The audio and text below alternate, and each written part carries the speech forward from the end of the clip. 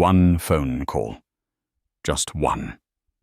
And immediately, a $70 million jet carrying hundreds of passengers was held firmly on the ground like a wounded iron bird.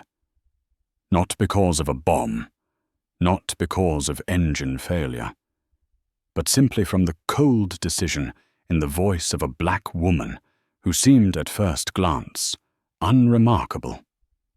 Beyond the massive glass walls of the Polaris Lounge at San Francisco Airport, night fell like a velvet curtain, the lights from rows of planes casting trembling golden streaks across the wet tarmac. Inside, the air was cool with conditioned silence, business travelers whispering over deals, silver spoons tapping porcelain cups, the scent of Arabica coffee mingling with the leather of luxury chairs. In a quiet corner where the light softened, sat a woman no one turned to notice. She looked like any other passenger, a perfectly tailored charcoal suit, low-heeled polished shoes, a thin silk scarf draped around her neck.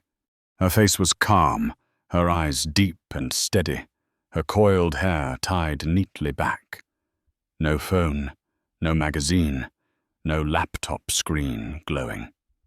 Only a small silver medical transport case, placed carefully on the seat beside her.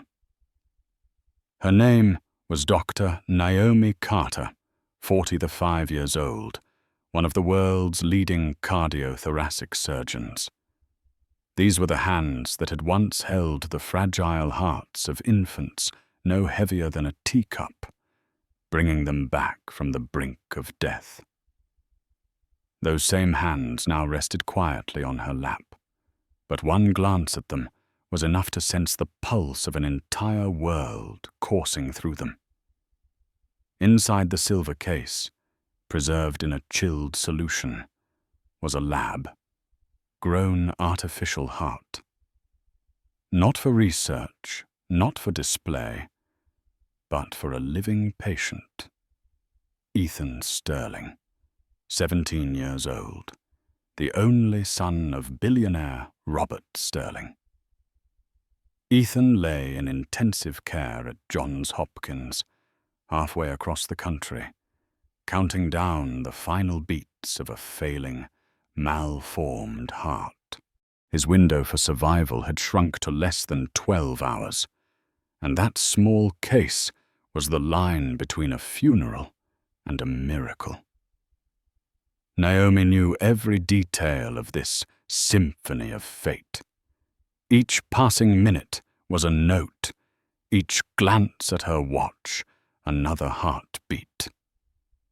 She had learned to live with pressure, but tonight, as the boarding chime rang out, a quiet storm rose within her.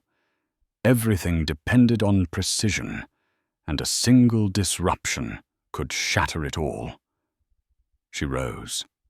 Her stride was composed, the wheels of her case gliding smoothly over the floor, her free hand gripping the medical carrier. At the boarding gate, the agent scanned her ticket, recognized the name and seat number. 2A, first class. "Have a pleasant flight, Dr. Carter," the young woman said warmly. Naomi inclined her head with a faint smile and stepped into the jet bridge. But the first person to meet her was not the cheerful flight attendant she expected. Standing at the entrance was Linda Walker, 50 years old, the purser with 20. 2 years of experience, posture rigid, her practiced smile faltering halfway when her eyes landed on Naomi.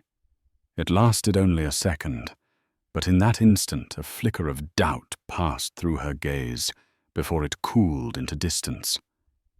"Welcome aboard," Linda said, polite yet faintly chilled. Naomi nodded and turned left toward first class, but suddenly Linda shifted slightly, blocking her way. "Sorry, may I see your boarding pass again?" The words were ordinary, but the tone was not. It carried the unspoken question. Are you sure? Do people like you belong here? Naomi handed over her ticket. Linda studied the seat number, 2A. Far too long, her lips pressed into a hard line, as if the seat had been meant for someone else. Finally, she returned it, her voice still strained. This way, please. Naomi said nothing. She walked past calmly, set the silver case beneath the seat in front of her, eyes fixed on the steady blue light of the temperature gauge. Everything was safe.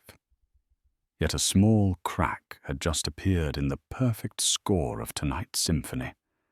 A crack born of bias, seemingly harmless. But to Naomi it sounded like the trumpet call before a storm. In first class, a few passengers had noticed. They had heard Linda's tone. They looked at Naomi with curiosity mixed with suspicion.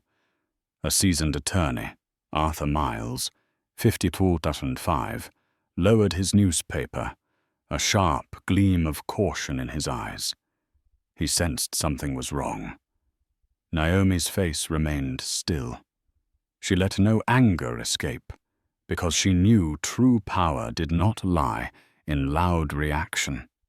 It lay in silence, in the ability to wait for the precise moment to turn the game. And she knew. That moment was coming. The first-class cabin of the Boeing 777 was as still as an oasis.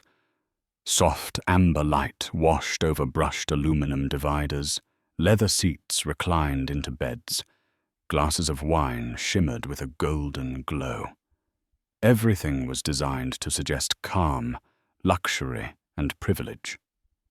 Naomi Carter placed the silver case at her feet, checked the small display flashing 4 degrees Celsius, stable, safe. She drew a long breath, leaned back, and allowed herself to close her eyes for a moment. In her mind, the sutures, vessels, and heartbeats of Ethan Sterling mapped themselves out like an intricate blueprint. The artificial heart inside that case was the final key. But within minutes, the fragile quiet was broken. A shadow fell across her. Naomi opened her eyes. Linda Walker stood beside her, name tag catching the dim light. Her smile was stiff, her eyes sharp with scrutiny. "Madam," Linda's voice was low but cutting, "I need you to change seats." Naomi frowned slightly. "Excuse me?" Linda avoided her gaze, glancing down at the passenger manifest in her hand as if to flaunt authority. Seat 2A was reserved for a special passenger. There must have been a mistake at the gate. Naomi exhaled slowly, answered with calm clarity.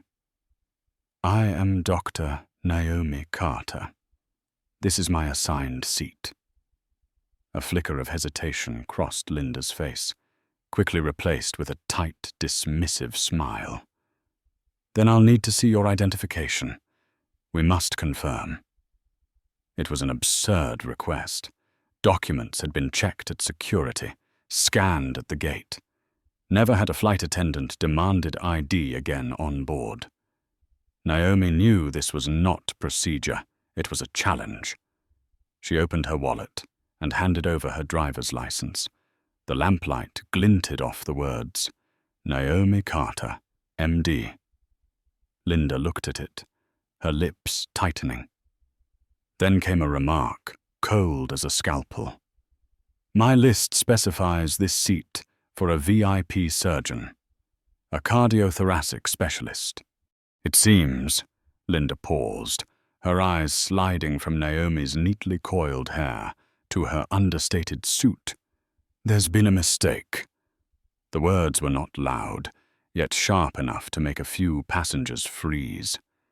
In seat 3C, attorney Arthur Miles, 50-5, lowered his newspaper, his gaze locked on the scene with steely focus. He understood. This was no different than saying outright that a black woman could not possibly be the surgeon the airline expected. Naomi lifted her head, her voice low and even, like the edge of a scalpel. "I am that surgeon, and this is my seat. Is there a problem?" The air thickened. Linda hesitated, then braced herself, raising her voice a notch. "The problem is that economy passengers are not permitted to seat themselves in first class. I will give you one final chance to return to your proper place before I call the captain." The cabin froze. Some passengers frowned. A few phones rose discreetly, recording. Naomi's throat burned dry, but her eyes remained calm. That calm was sharper, more dangerous than anger. Arthur Miles folded his paper, his voice cutting through the tension like a gavel in a courtroom. "Enough. I saw her board. This is her seat. You are harassing a lawful passenger." Linda spun toward him, eyes flashing. "This is an internal matter, sir. Please do not interfere." Naomi looked from the lawyer's face, firm with indignation, to the flicker of triumph curling at Linda's lips. In that instant, she understood. This storm was not just aimed at her. It threatened Ethan Sterling as well. That heart could not wait forever. Naomi closed her eyes for a second. When they opened, they burned brighter than fire. "This seat," she said, voice steady, each word striking like a hammer, "is mine, and I will not move." A few passengers held their breath. Arthur Miles gave a subtle nod, as if choosing sides. Linda, furious, spun away and lunged for the phone to the cockpit. The first-class door remained shut, but Naomi knew. The moment it opened, when the captain stepped out, the fate of this flight would veer into the unimaginable. The symphony of destiny had already slipped out of tune, and the next notes would strike like thunder. The sound of shoes striking the thick carpet of first class echoed like a drumbeat. The cockpit door opened, and light from the control panel spilled out in a cold blue streak. Captain David Harris, 58, stepped into view. His hair, streaked with grey, was cut neatly.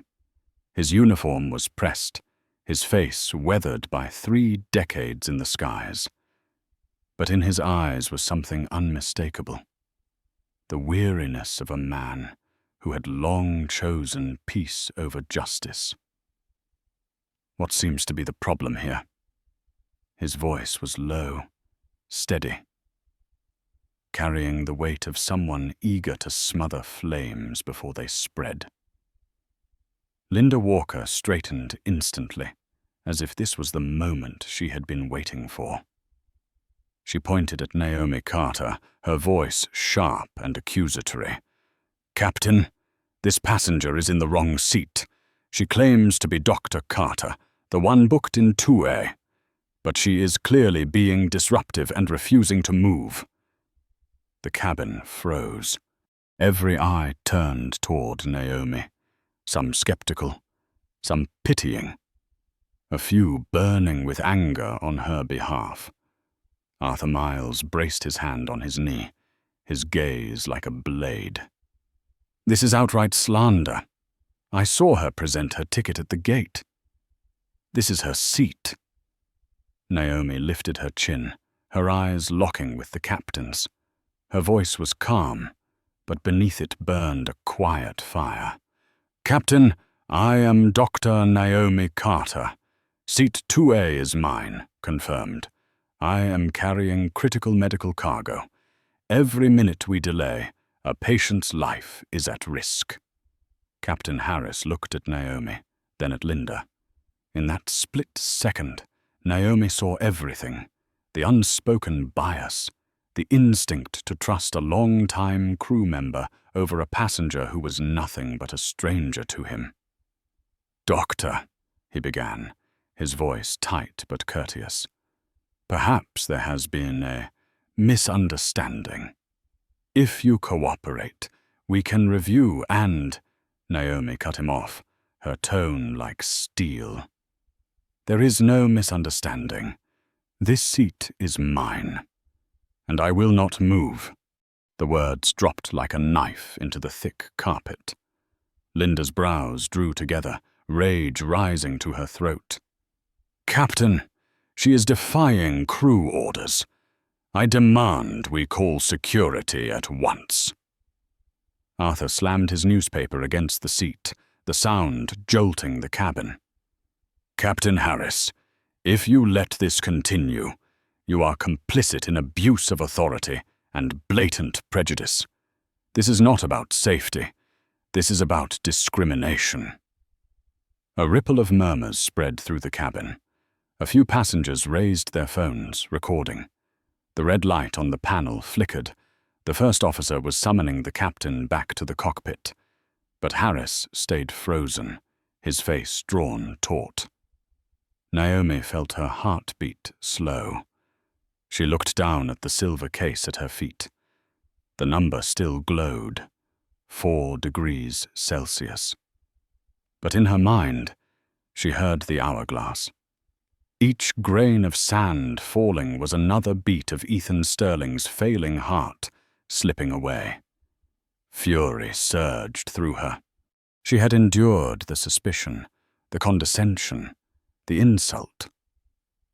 But now, as the captain, who should have stood for justice, wavered, she knew the game had gone too far. Her hand moved into her bag. Linda lifted her chin, mocking. "What now? Calling a lawyer?" "Go ahead. A lawyer won't save you here."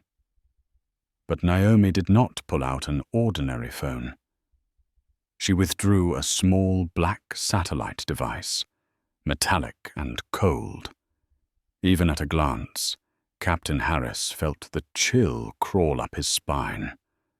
Naomi did not look at Linda. She fixed her gaze on the captain, her eyes blazing, her voice sharp as a scalpel. "Captain Harris, you have failed to control your crew.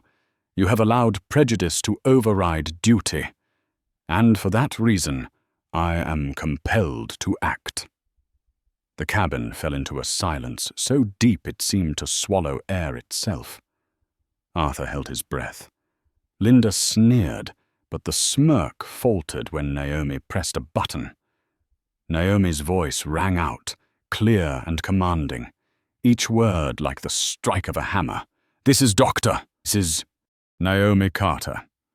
Authenticate code Nightingale 1. I am aboard flight GCA 714. Transport environment is no longer secure. I declare code Umbra." Arthur blinked, unsure. Linda's brows arched, her lips curling in disbelief. But Captain Harris, he froze. His entire body stiffened, his eyes wide, his lips trembling. He knew exactly what Code Umbra meant, and its weight was heavier than any order he had ever received in his life. The wind howled against the windows. The sharp breaths of passengers cut through the air. First class tilted, not from turbulence, but from the seismic shock of the truth just unleashed. Naomi snapped the device shut, slid it back into her bag. Her voice was level, but it reverberated in every chest. "This flight is over." A heartbeat passed, then another. First class was drowned in suffocating silence. Only the low hum of the air conditioning remained, casting its drone beneath the golden light that revealed the terror etched across every face. Linda Walker froze for a beat, then let out a harsh, mocking laugh.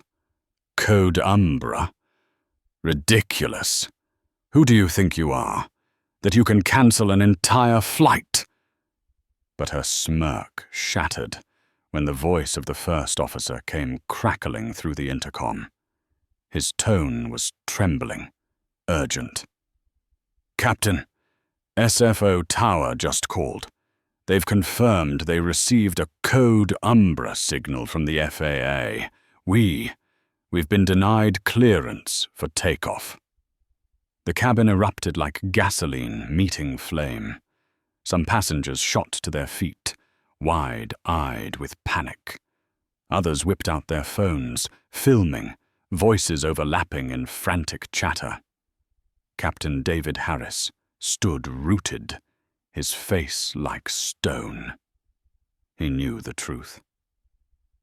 Code Umbra was no bluff, no scare tactic. It was a classified protocol, almost never invoked, reserved only for missions involving life, or death medical transport, or matters of national security.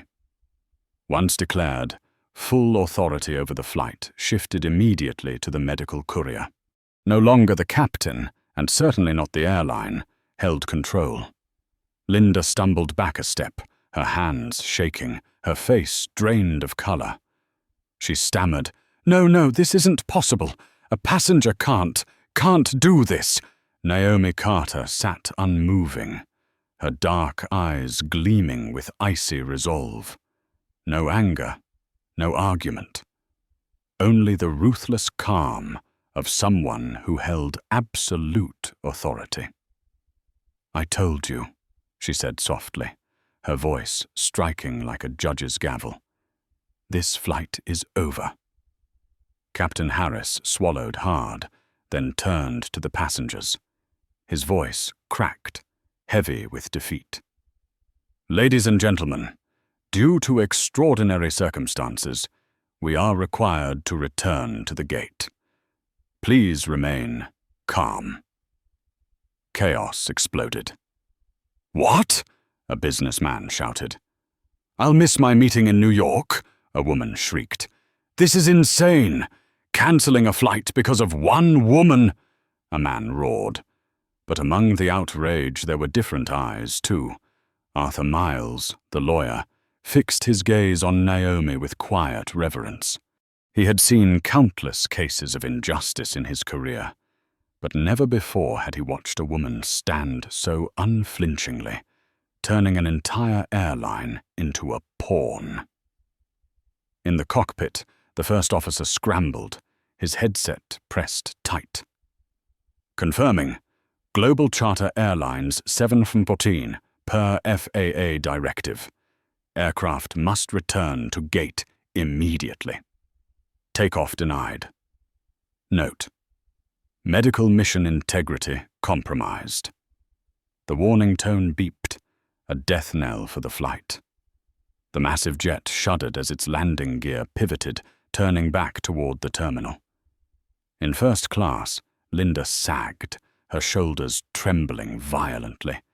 She gripped the nearest seat, whispering to herself, "No, this can't be, all because I doubted her." Naomi turned her gaze on Linda. Her eyes carried neither rage nor pity, only a cold detachment, the look of a surgeon staring at a tumor just excised from the body, a toxic piece removed at last. "When you dismissed me," Naomi said slowly, each word clear for all to hear, "you weren't just dismissing a person. You gambled with the life of a boy, waiting for this heart. And that gamble, you just lost." Linda's lips parted, but no words came. Her throat locked tight.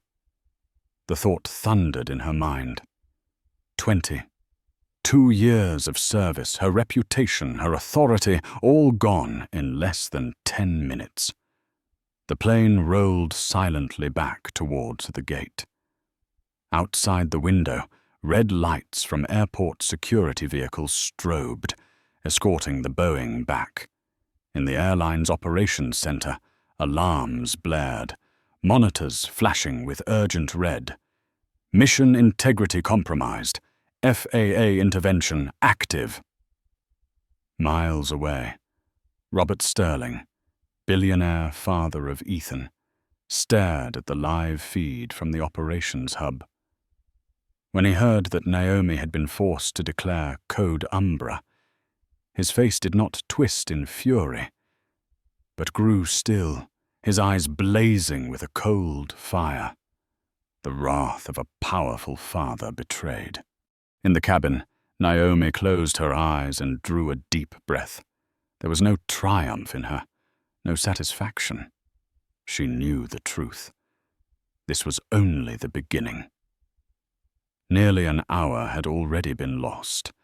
The golden window for surgery was closing fast, and Ethan Sterling, with his fragile, failing heart, would be the one to pay for every minute of delay. The grinding sound of the landing gear against the concrete echoed heavy and final. The Boeing 707 jolted to a halt, like a giant beast shackled by invisible chains. Inside the cabin, silence fell. No more muttering, no more complaints.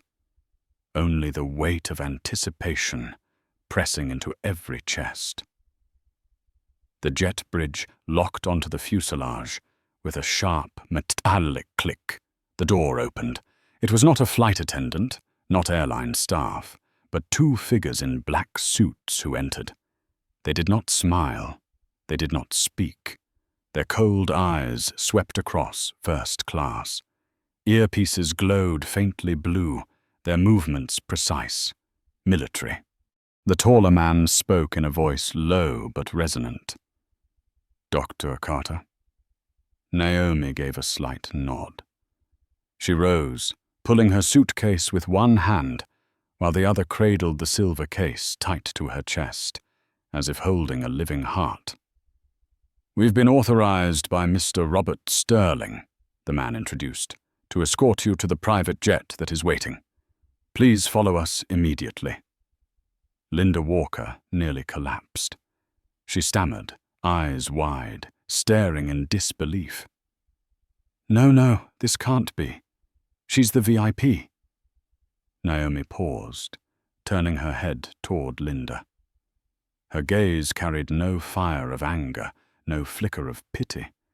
It was the look of a doctor assessing a case beyond saving. Cold, steady, and final. Linda dropped her eyes, her entire body trembling.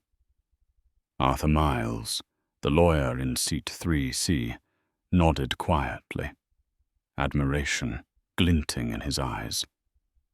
He whispered to the passenger beside him, "We just witnessed history. A woman they dismissed with one phone call brought an entire airline to its knees." The rest of the passengers sat frozen, their eyes fixed on Naomi's every step. A few raised phones, but the suited escorts silenced them with a single cutting glance. No one dared defy it. Naomi walked tall, each step deliberate, measured. The two agents flanked her as they led her down the jet bridge. Outside, the airport floodlights cast golden streaks across damp concrete, shadows stretching as the three of them moved toward a private security gate. In the distance, a white Gulfstream G650 waited, engines already roaring, a predator ready to leap. Refueling and preparations had been completed. Robert Sterling never left his son's fate to chance. Back in first class, Linda stood paralyzed, her strength drained to nothing. Passengers whispered, their accusing eyes piercing her. A young flight attendant wiped tears discreetly from her cheek. They had seen, they had heard, they had watched Linda humiliate a passenger, and now they knew the truth. She had just destroyed her career and stained the airline's honor, in a few arrogant minutes. In the cockpit, Captain Harris sat motionless, hands trembling as he removed his cap.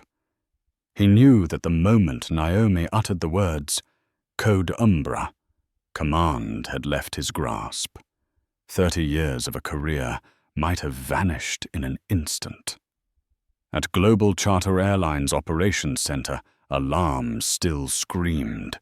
Monitors flashed in red. Flight aborted. VIP medical transport compromised. Regional Director Mark O'Donnell shouted hoarsely into the phone, sweat soaking his shirt. On the other end, Robert Sterling's voice came cold, hard, devoid of mercy.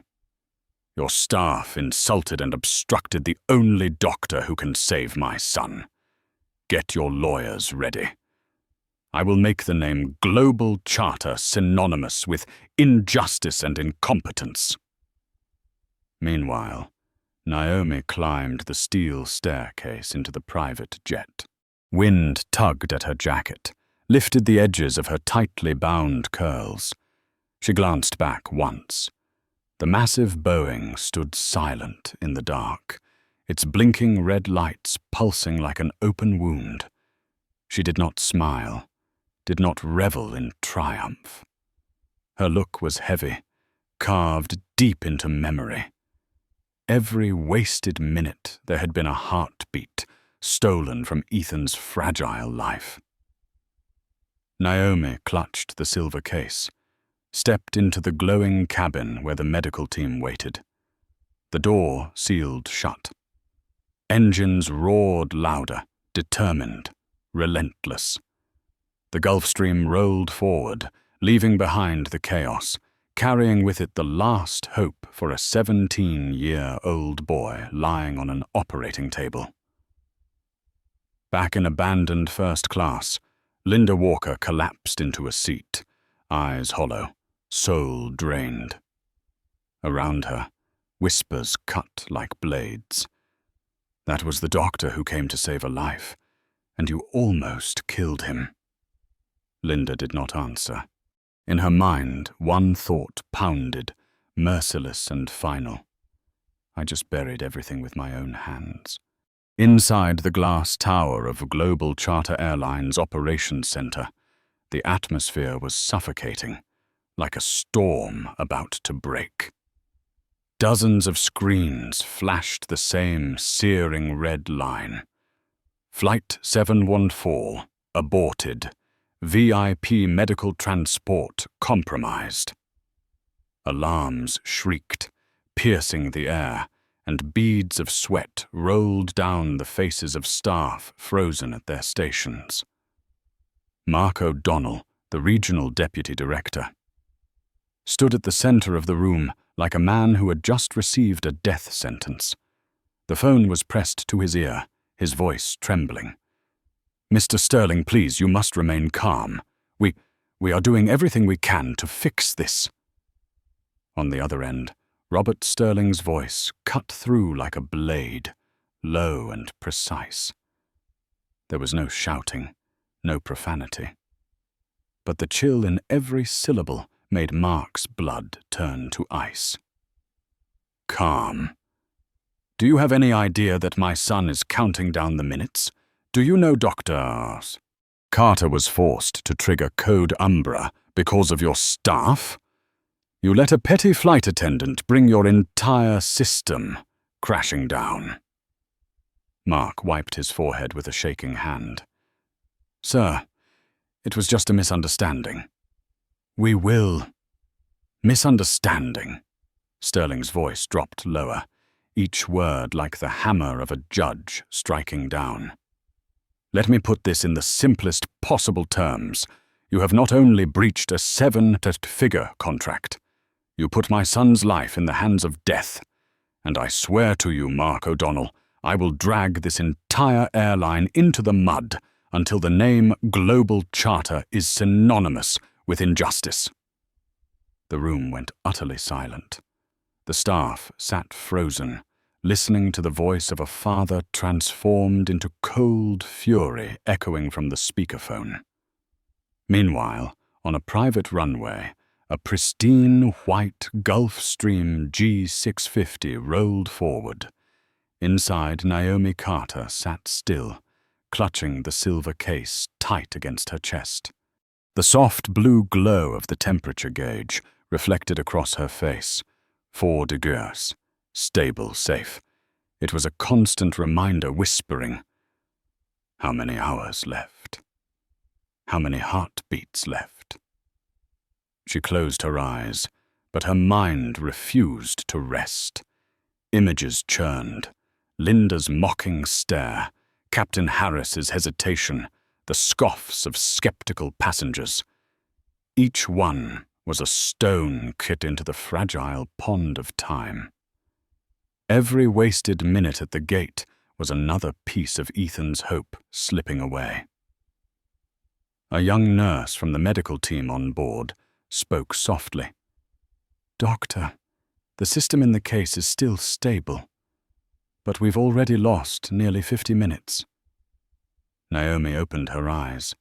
They were sharp and calm, steel hidden under stillness. "That means surgery must begin the moment we land. There is no room for a single mistake." The nurse nodded, her hand tightening around her clipboard, as if to share the weight of the burden. Across the country, inside the pristine white ward at Johns Hopkins, Ethan Sterling lay motionless. His skin was pale, lips cracked, IV lines threaded into his fragile body. Beside him, Maria Sterling clutched her son's hand, tears slipping silently onto the bedsheet. Robert Sterling appeared behind the glass, his face rigid, phone still pressed to his ear. Maria looked up, eyes red and swollen. "Robert, what did they say? Will the heart still arrive in time?" Robert placed a steady hand on her shoulder. For the first time in years, he was no longer the unshakable magnate, but a father pressed to the wall. He shook his head faintly, then met Maria's eyes with a voice edged in iron. "It will arrive. Naomi Carter will bring it. At any cost." High above, the Gulfstream roared eastward. Naomi placed the case onto the small medical station table, her fingers brushing across the glowing screen. She did not whisper prayers. She did not speak reassurances. Instead, she spoke to herself, her voice low but resolute. "Ethan, hold on. I won't let anyone steal your chance at life. Not Linda Walker, not Global Charter, no one. Your doctor is on her way." Her eyes burned bright. Beneath her quiet exterior was the force that had just brought an airline to its knees. At the operations center, Mark O'Donnell slowly let the phone slip from his hand. His legs trembled, his heart thrashed. In his head, Sterling's words echoed over and over. "I will make your name the symbol of injustice." And Mark understood. When Robert Sterling said something, it was not a threat. It was a sentence already signed. Inside the towering headquarters of the Sterling Empire, a massive screen replayed clips passengers had just uploaded online. Linda Walker's shrill voice rang out in one of them. "Economy passengers are not allowed to seat themselves in first class. Return to your proper seat, or I'll call the captain." That single line, spreading across Twitter and online news feeds, turned Linda into the most reviled name in America in just a few hours. The hashtag Global Charter Disgrace surged to the top. Robert Sterling sat behind a walnut desk, his hands clasped together, the glow from the screen reflecting the fire in his eyes. He turned to the group of grey-suited lawyers waiting for orders. "File suit immediately. Not just for the $50 million contract breach. I want charges for endangering a patient's life, discrimination, and federal violations. Push it as far as it will go. Make the name Global Charter a curse in the airline industry." The lead attorney nodded, but Sterling wasn't finished. He leaned forward, his voice low and cold. "At the same time, prepare a media campaign. I want Naomi Carter's image everywhere, not as a victim, but as the hero who saved my son's life despite the stupidity of this airline." In a cramped apartment on the outskirts of San Francisco, Linda Walker sat frozen in front of her laptop. On the screen, her own face stared back at her from videos shared millions of times. The comments poured in endlessly. 22 years of service destroyed in 10 minutes. This woman nearly killed a 17-year-old boy. This isn't just bad behavior. This is a crime. Linda buried her head in her hands. Inside her chest, the same scream echoed. "It was just a suspicion. I was only doing my job." But deep down, she knew the truth. She had not doubted Naomi Carter because of procedure. She doubted her because of skin color, because of a modest suit, because of all the prejudices she had never admitted. A sudden knock rattled the door. Linda jumped. When she opened it, 2 airline staff stood there, their faces expressionless, and handed her a thick envelope. Inside, an emergency suspension notice and a summons to appear before the disciplinary board, signed boldly by the CEO. Linda let the envelope drop, her hand trembling. High above, the Gulfstream G650 sliced through the night sky like a silver arrow. Inside, Naomi Carter sat still, her eyes closed, but her mind strung tight as wire. Images of the surgery raced through her thoughts. The incision, the fragile blood vessels, the heart that would fall silent and then surge back to life. A member of the medical team handed her an update. "Doctor, the heart's temperature is stable, but we've already lost nearly an hour. The safe surgical window is down to less than 10 hours. Naomi opened her eyes. Her voice was firm, unyielding. "We can still do this. The moment we land, everything must be ready. I will not allow a single second of further delay." She tightened her grip on the silver case, silently promising, "Ethan, you will live. I've already lost too much time to the blindness of others. But no one, not anyone, will take this chance from you." At Johns Hopkins Hospital, the operating theater was prepared. White lights gleamed, the air thick with antiseptic. Surgeons and nurses stood ready, every machine humming in standby mode, but tension rippled through the room. A young doctor whispered, "If another hour passes without the heart, we'll have to stop." In the patient's room, Ethan Sterling smiled faintly at his mother. His skin was pale, his lips cracked, his voice weak. "Mom, will she make it in time?" Maria Sterling gripped her son's hand, her eyes wet, but her voice steady with conviction. "She's on her way. All you need to do is trust and hold on." Behind her, Robert Sterling stood listening to every word. And in that moment, he knew. His power, his fortune, his influence, all of it meant nothing. The only hope rested on a woman, a black surgeon whom a flight crew had dared to humiliate, now carrying his son's life on her shoulders.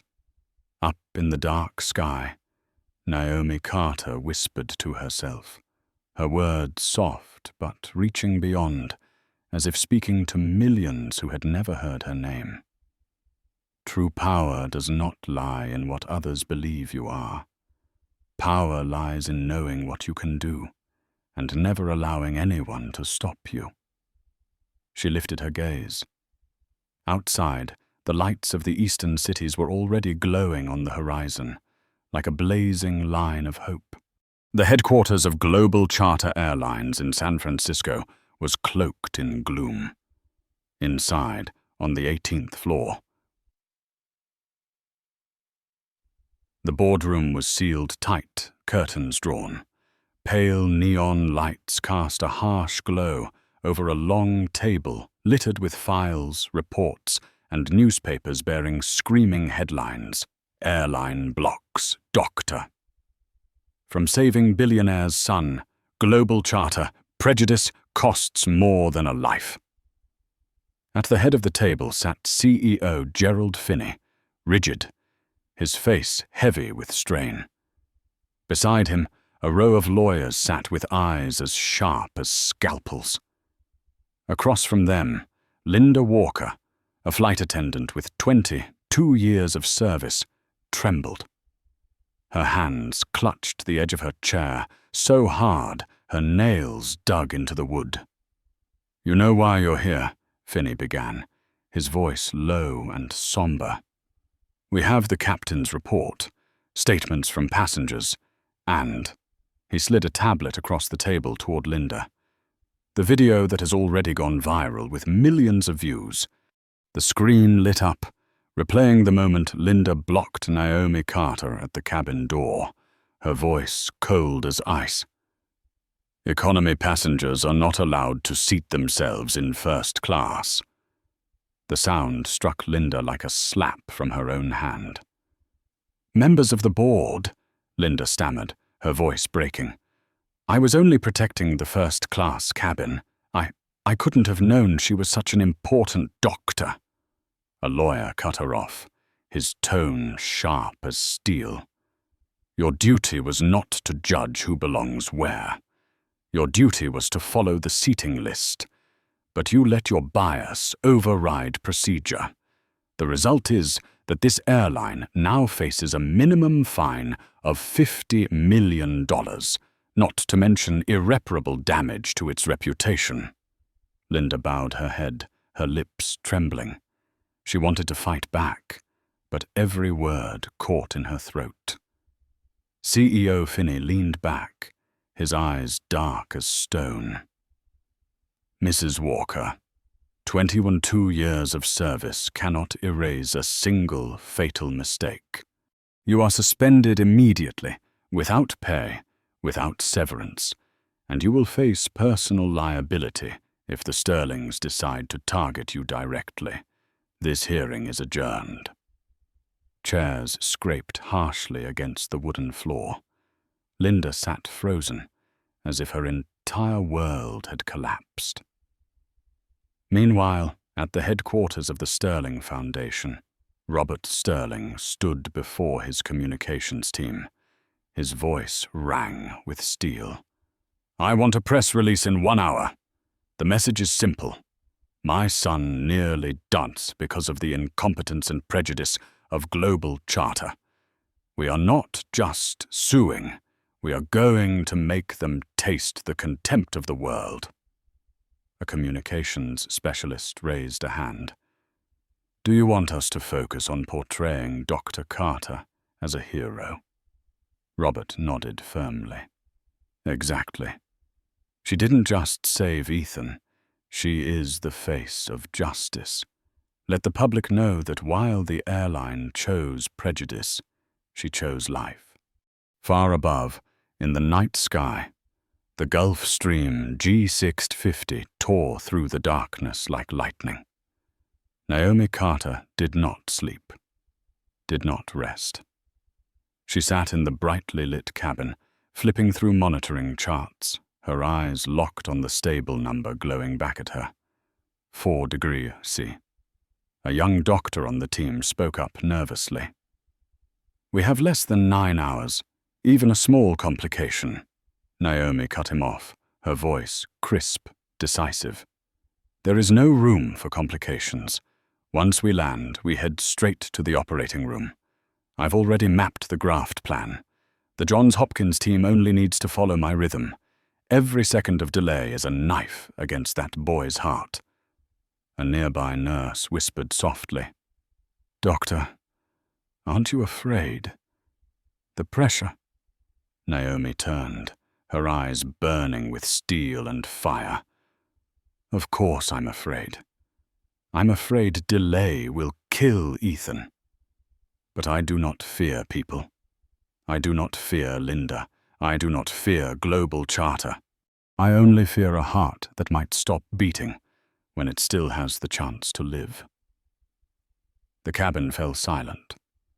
All eyes turned toward Naomi, the small woman before whom an entire airline had just bowed. In Baltimore, Johns Hopkins Hospital blazed bright against the night. The operating theater was ready, cold white lights flooding the room, machines humming like an orchestra's overture.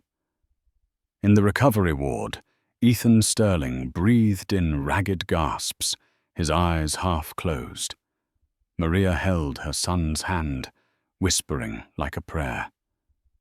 "Just hold on a little longer, Ethan. She's coming." Robert entered, resting a hand on his wife's shoulder, his gaze fixed on the clock.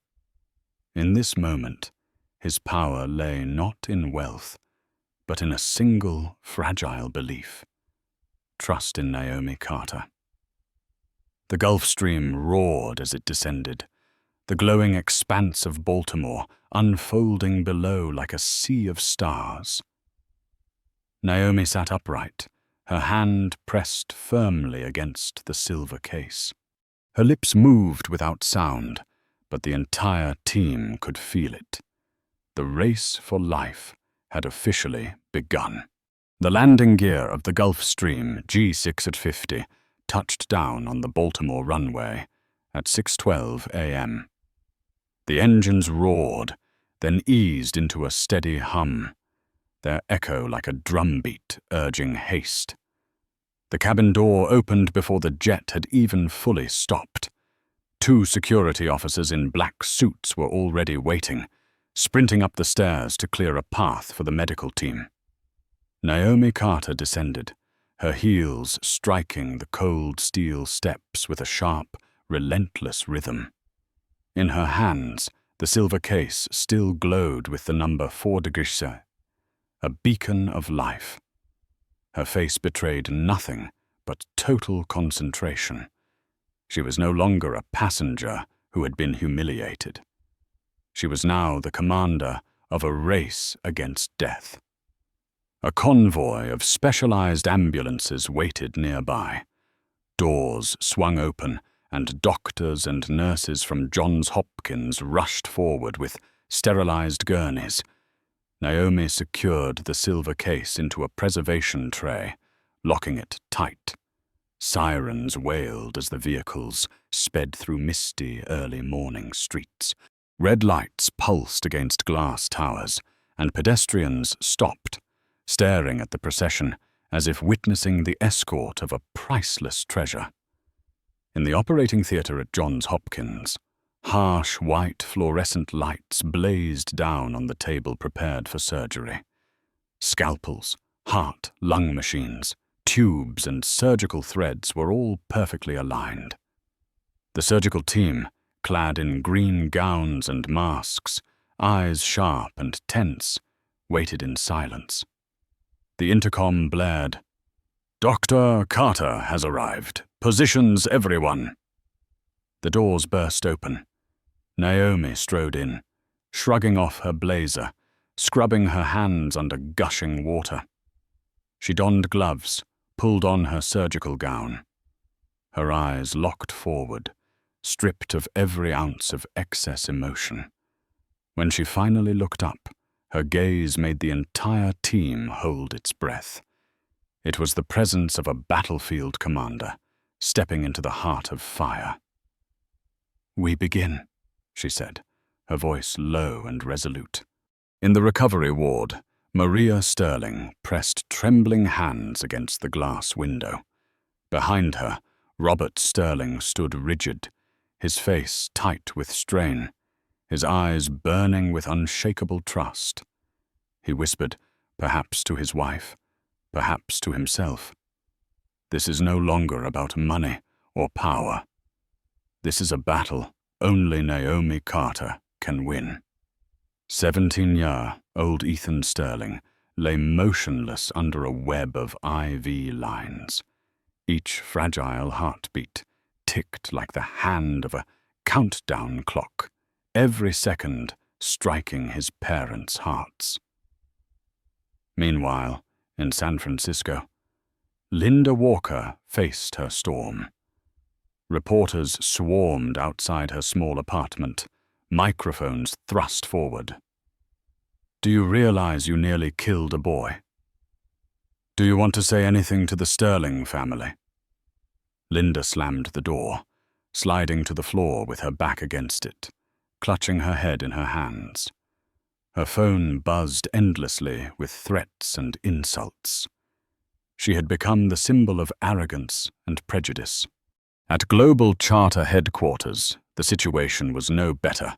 Stocks plummeted, financial news outlets calling it the worst PR disaster of the decade. In the boardroom, CEO Gerald Finney clutched the morning paper with shaking hands.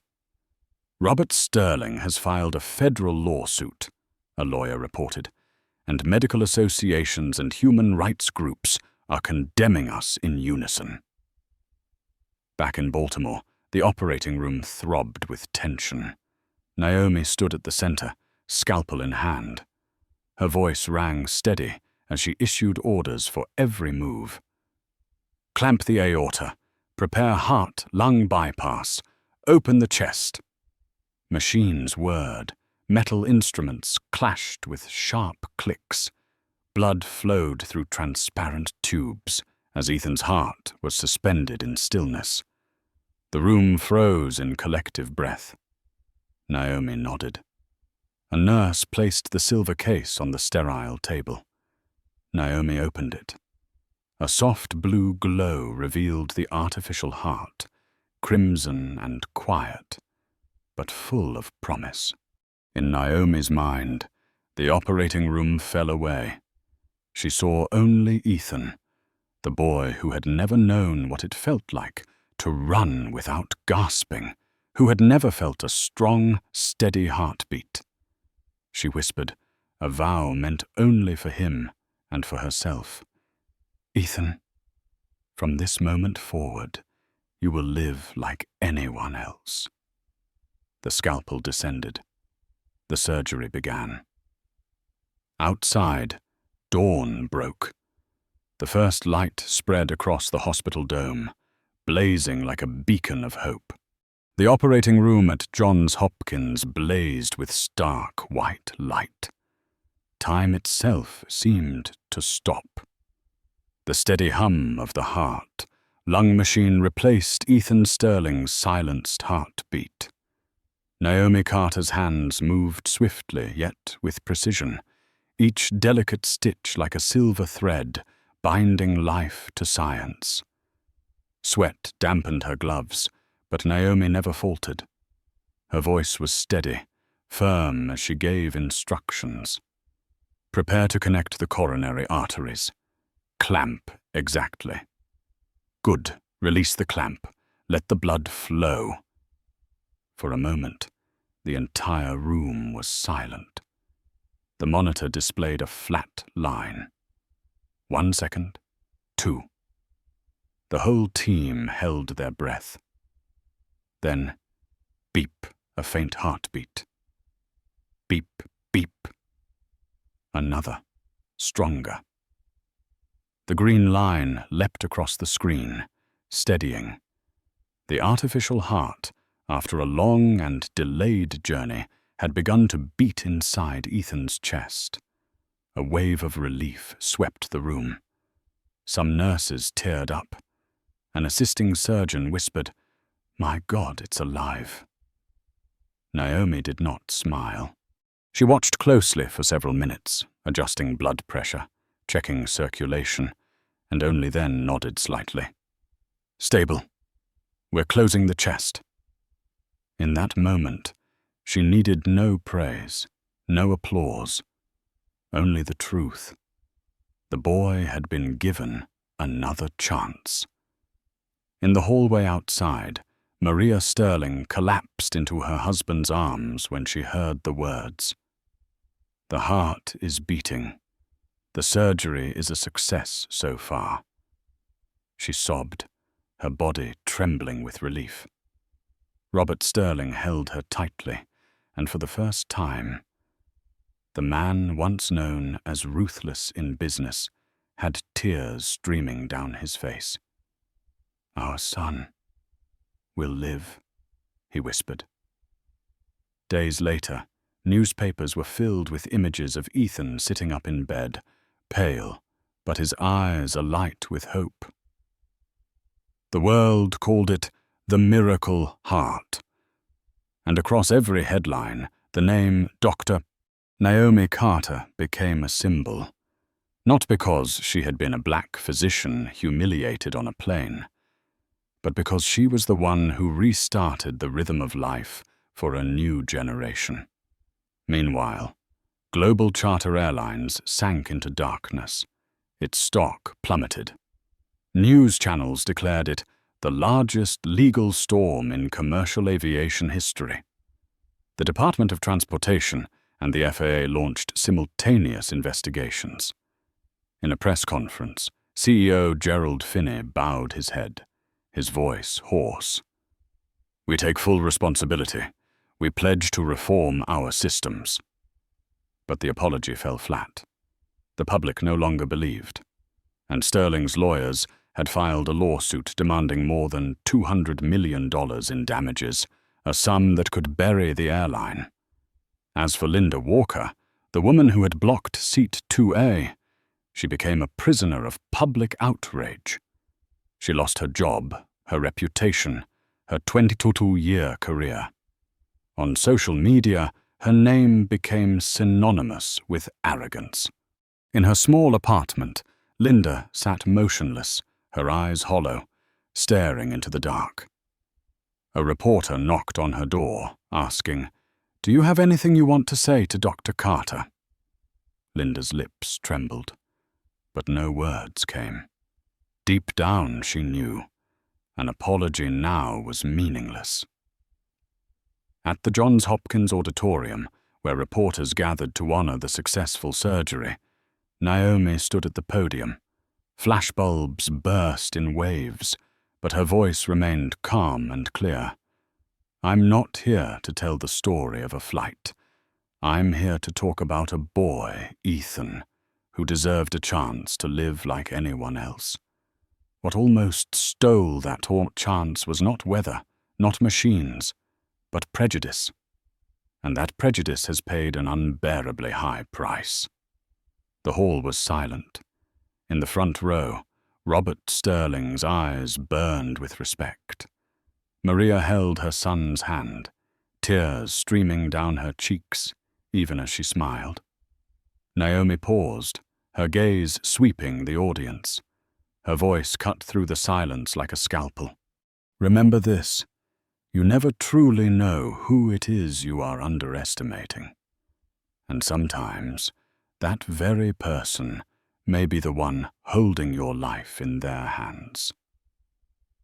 Thunderous applause erupted, a wave crashing through the room.